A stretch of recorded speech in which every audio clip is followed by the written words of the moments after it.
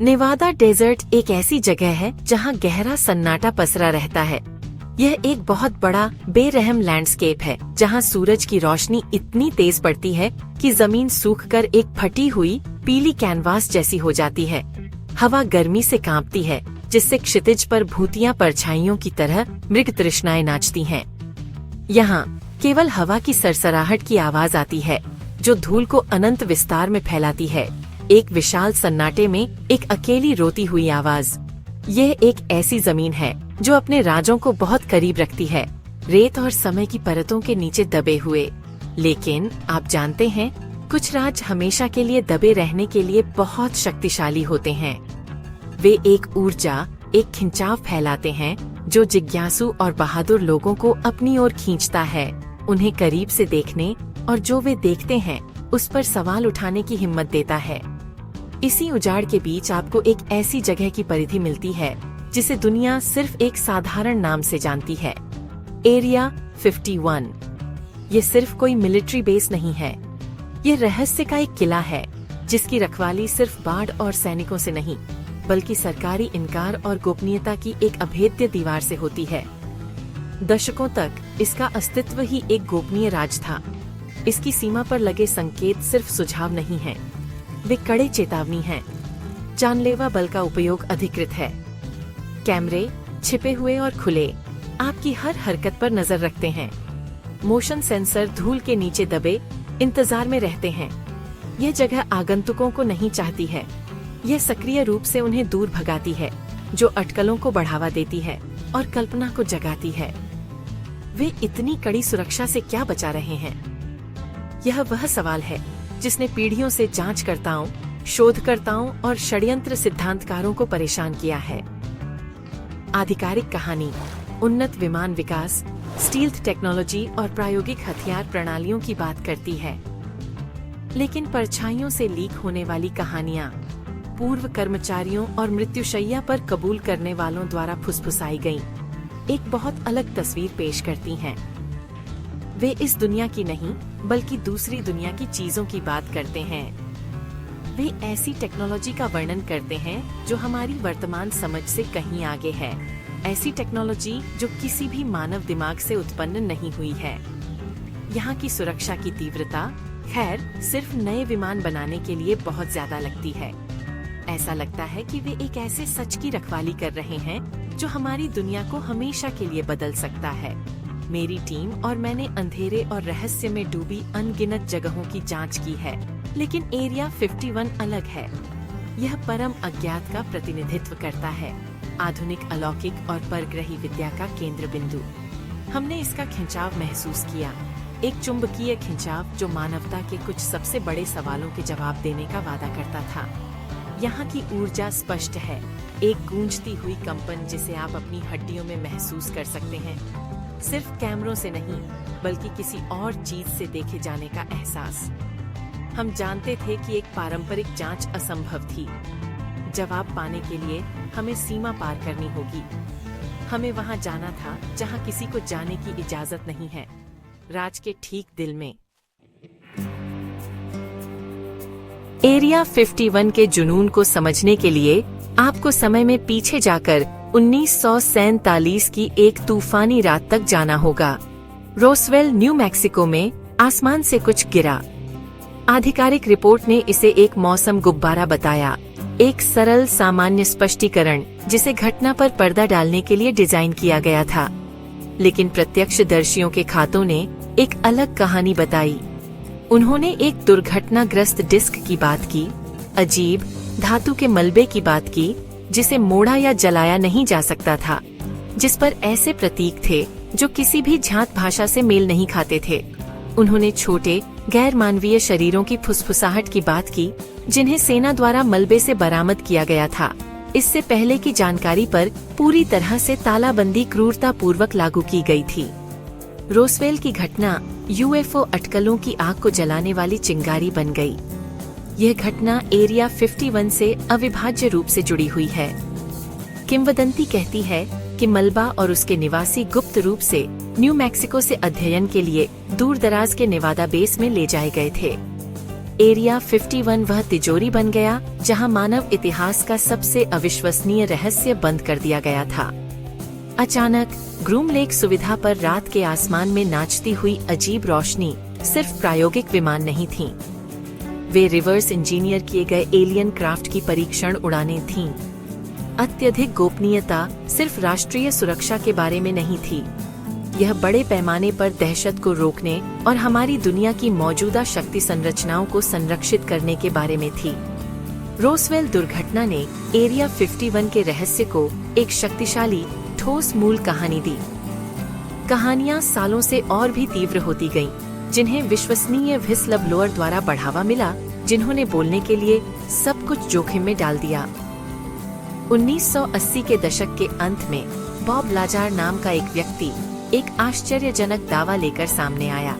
उसने कहा कि वह एक भौतिक विज्ञानी था जिसने एरिया 51 के पास S4 नामक एक छिपी हुई सुविधा में काम किया था। उसका काम उसने कथित तौर पर पकड़े गए अलौकिक वाहनों के प्रणोदन प्रणालियों को रिवर्स इंजीनियर करना था।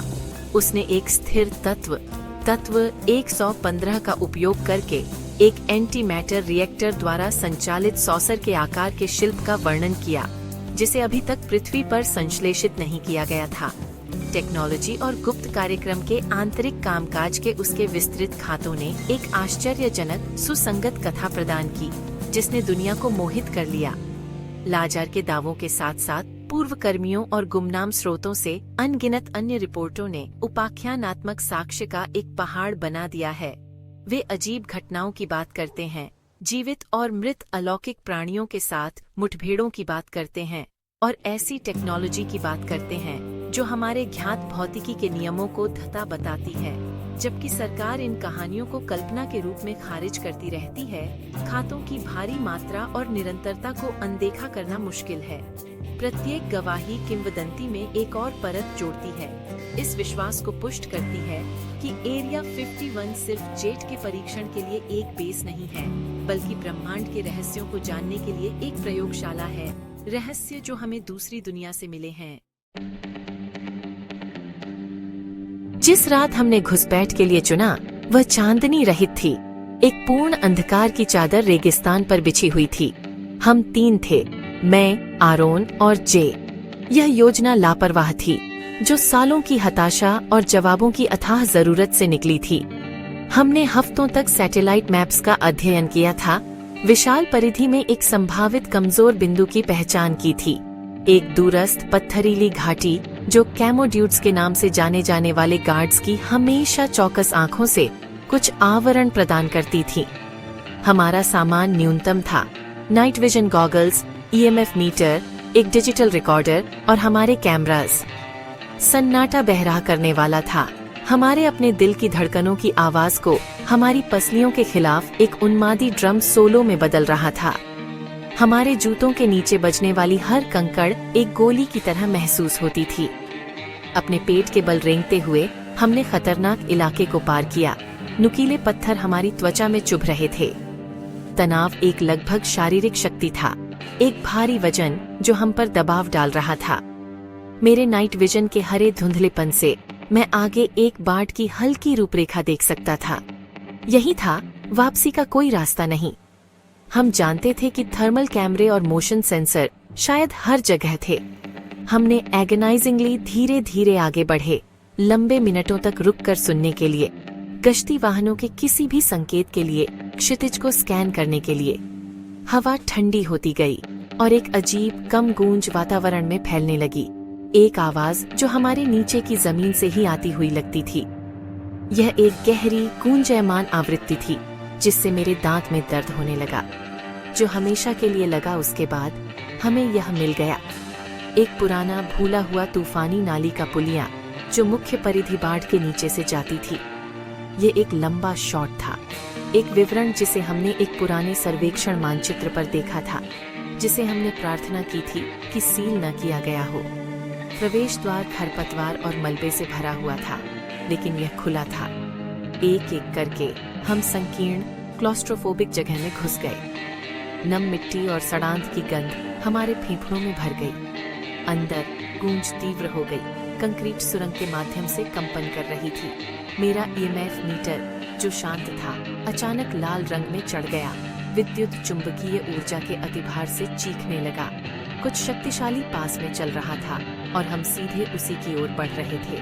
दूसरी तरफ उभरना एक और आयाम में कदम रखने जैसा लगा। हम अंदर थे। हम एरिया 51 की निषिद्ध जमीन पर थे। हम नीचे रहे, अजीब, बिना खिड़की वाली इमारतों के बीच छाया से छाया में घूमते रहे। वास्तुकला कठोर और उपयोगितावादी थी, लेकिन ऊर्जा कुछ और ही थी। यह डर, उत्साह और गलत होने की गहरी भावना का एक अराजक मिश्रण था।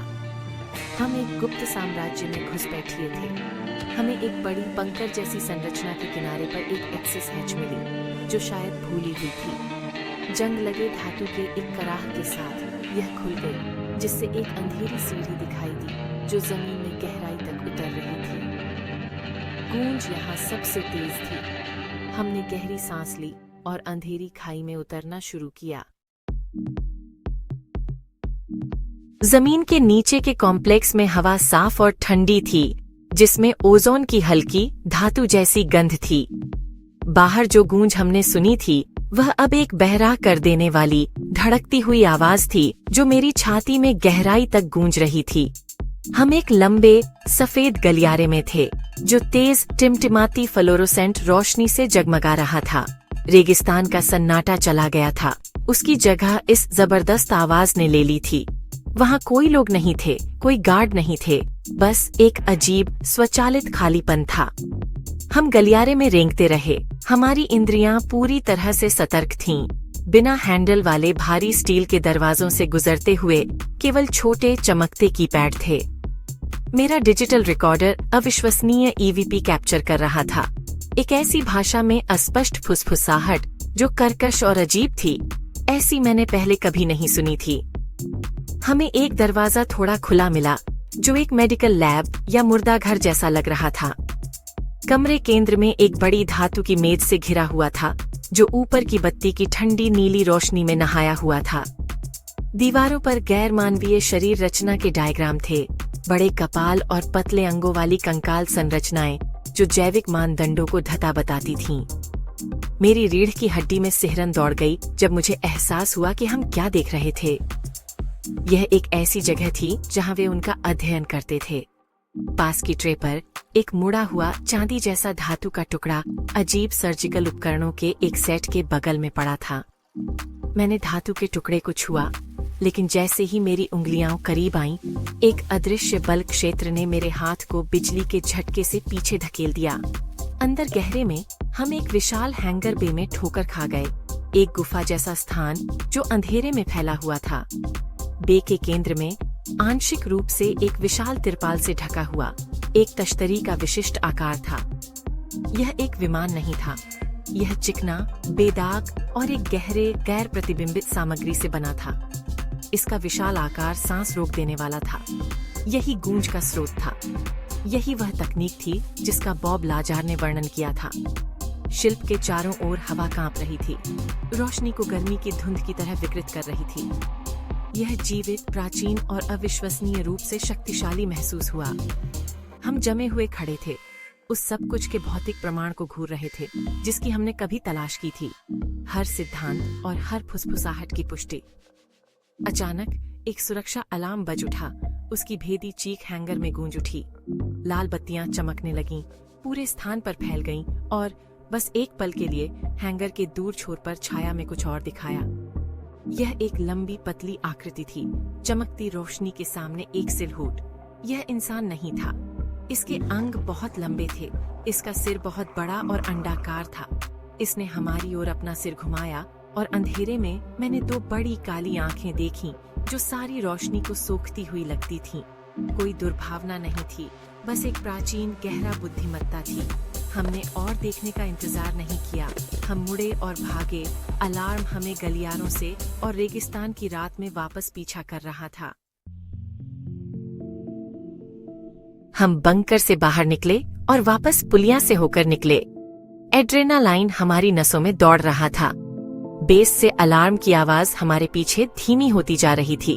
हम तब तक नहीं रुके जब तक सूरज पूर्वी क्षितिज पर उगने की धमकी नहीं देने लगा। रेगिस्तान के फर्श पर लंबी बैंगनी छाया डालता हुआ परिधि से मीलों दूर एक चट्टानी संरचना के पीछे गिरकर हमने सांस ली। हमारा दिमाग जो कुछ हमने देखा था उसे संसाधित करने के लिए संघर्ष कर रहा था। प्रयोगशाला रिकॉर्डर पर अज्ञात भाषा, इनकॉम्प्रिहेंसिबल तकनीक और एक गैर मानवीय इकाई की वह अंतिम क्षणभंगुर छवि, यह बहुत ज्यादा था।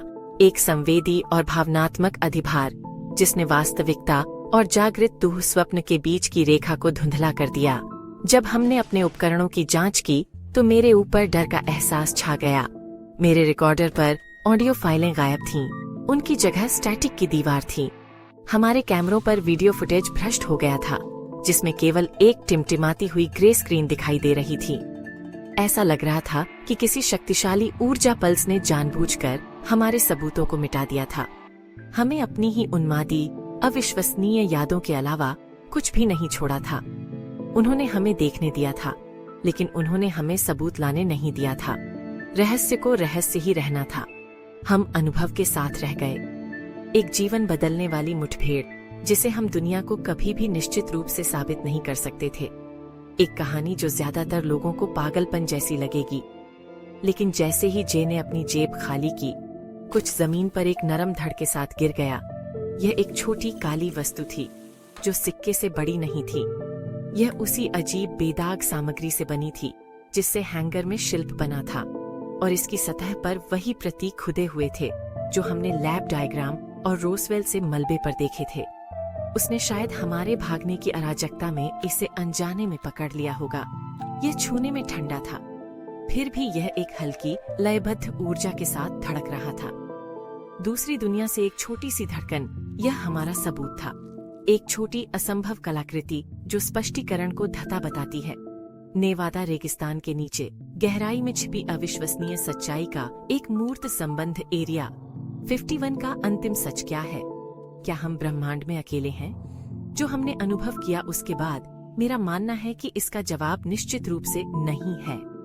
मानवता एक रहस्य उद्घाटन के कगार पर खड़ी है जो ब्रह्मांड में हमारे स्थान को फिर से परिभाषित करेगा, लेकिन शक्तिशाली ताकतें उस सच्चाई को छाया में छिपाए रखने के लिए काम कर रही हैं। हम रेगिस्तान से ज्यादा सवालों के साथ लौटे, उस ज्ञान से हॉन्टेड होकर जो अब हमारे पास है, धातु का वह छोटा टुकड़ा। रहस्य के दिल में हमारी यात्रा का एक निरंतर अनुस्मारक है। सवाल अब यह नहीं है कि एलियन मौजूद हैं या नहीं, बल्कि कब और कैसे बाकी दुनिया अंततः सच्चाई जानेगी।